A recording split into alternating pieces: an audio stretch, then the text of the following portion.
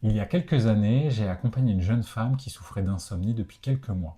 Elle m'expliquait que pour elle, c'était très compliqué de s'endormir, que ça lui prenait des heures, notamment parce que quand elle se retrouvait au lit, eh bien, elle avait des tensions qui apparaissaient dans son corps et elle passait beaucoup de temps à ruminer. En échangeant avec elle, elle a rapidement compris que ces problèmes de sommeil sont apparus à un moment particulier. Quelques mois auparavant, et notamment un soir, elle avait découvert que son compagnon la trompait. Et ce moment-là, elle l'a vécu seule dans son lit pendant que son petit ami était en boîte de nuit justement.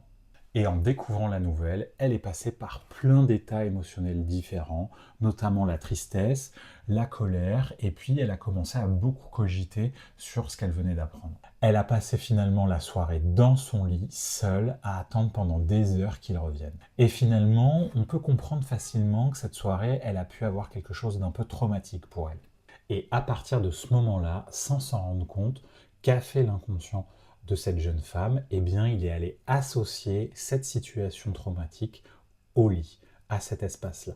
Et du coup, le lit, il n'était plus forcément associé au lieu du repos, mais il était associé à tout ce qui avait été vécu en termes d'émotions, que ce soit la colère, l'attente, les ruminations, la tristesse. Et chaque soir, en se retrouvant dans son lit, eh bien, c'est comme si tout se réactivait, son corps se remettait en tension et eh bien, se replonger un petit peu dans tout ce qui avait été vécu pendant cette nuit. Comme si une partie d'elle-même restait de manière permanente en vigilance à cet endroit-là et revivait toutes les émotions.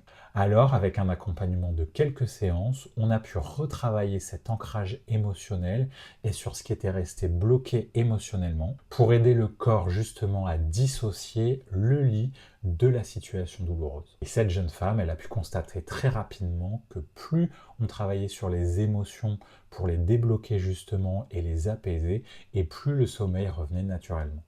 Parce que parfois, les troubles du sommeil, c'est pas juste un problème de sommeil. Ça peut aussi être le symptôme d'autre chose. Et parfois même, ils peuvent raconter quelque chose que le corps, et voire même l'inconscient, n'ont pas encore totalement digéré. Si le cas que je viens d'exposer il t'a plu, ou que ça t'a parlé d'une certaine façon, n'hésite pas à t'abonner à cette chaîne. Je vais essayer d'en présenter d'autres prochainement. Et puis n'hésite pas non plus à partager cette vidéo à d'autres personnes qui pourraient être intéressées par le sujet.